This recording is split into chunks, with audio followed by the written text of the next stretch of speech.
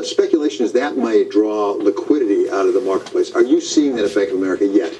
Yeah, it's too strong, because I think if you look, they've daily published their balances, and they moved up a chunk, and you guys covered this today, and because of tax payments coming in, and you get estimated tax payments, etc. But the policy has been, by their own design, to get to have $1 trillion of money running through this, that they have at all given time, so they fund to keep it level there. So they're going to have to push up and do that kind of funding level.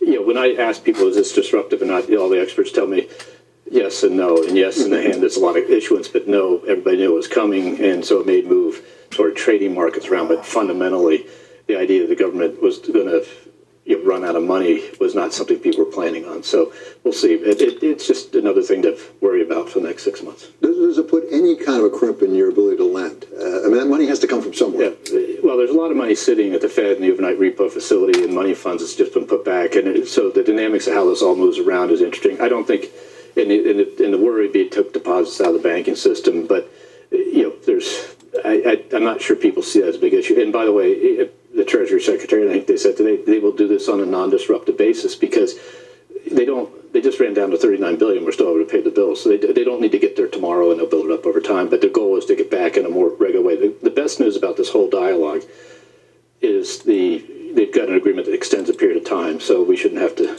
deal with this for a while, which is really critical, because the United States has to be the beacon of stability, strength in the world.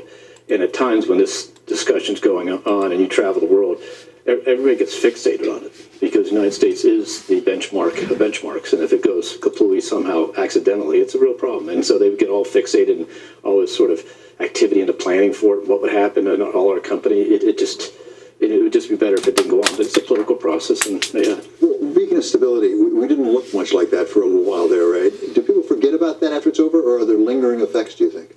Well, I think that, look, in my memory, in 2011, it felt more serious at the time than it did this time, because I think people had learned from the actual shutdown and some of the dynamics in the actual downgrade of the United States that you can't get that close. So I think that the assurances of both political parties plus the experts